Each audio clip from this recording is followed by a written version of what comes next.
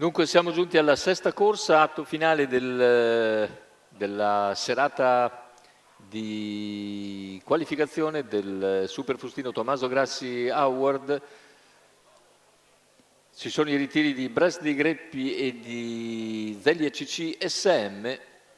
Lo schieramento vede quindi soltanto 8 al via, 1 Daniela Coll, 2 Danubio Tav, 3 Corcovado, 4 Candei Greppi, 6 Dakota Green, seconda linea, 7 Creso Risaia TRGF, 9 Brexit Par, 10 Kemar. I favori sono per Dakota Green e Enrico Bellei, numero 6. Macchina che accelera con Dakota Green che velocissima cerca di portarsi a condurre. Corcovado all'interno prova a mantenersi in vantaggio. Dakota Green finisce con lo sbagliare.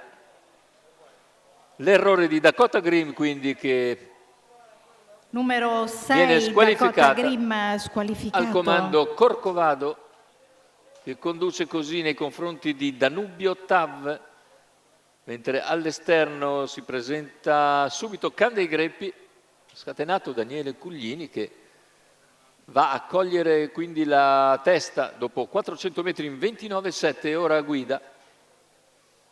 Percorsi esterni invece si fa luce Kemar.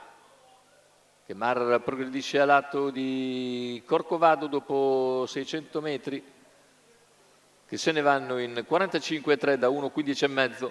In vantaggio dunque Candei Greppi, all'esterno Kemar.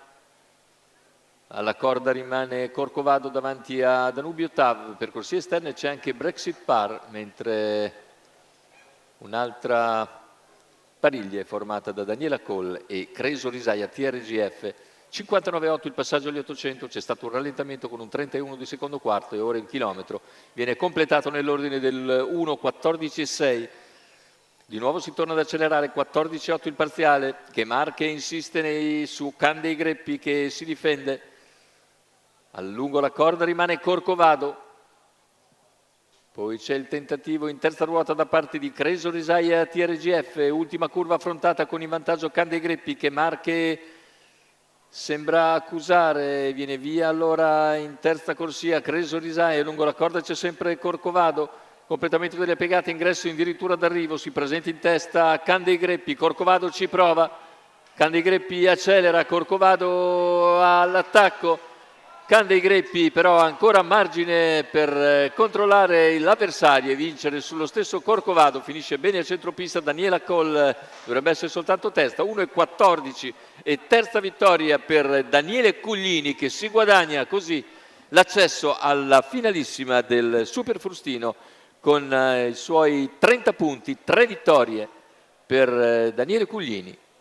Candei Greppi in percorso di testa, Daniele Cuglini in sediolo, Enrico Stefani al training per conto della scuderia Nitto.